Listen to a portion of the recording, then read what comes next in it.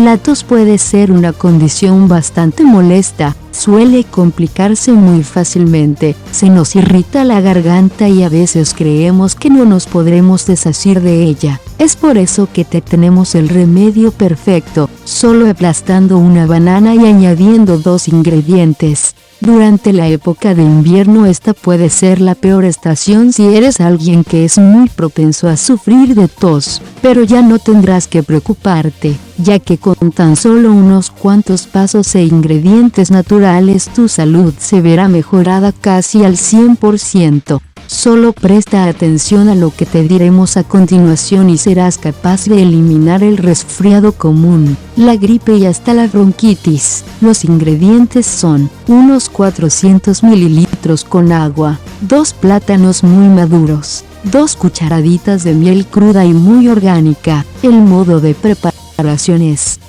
pon el agua para que se cocine. Pela los 2 plátanos y mételos dentro de un envase para que puedas aplastarlos.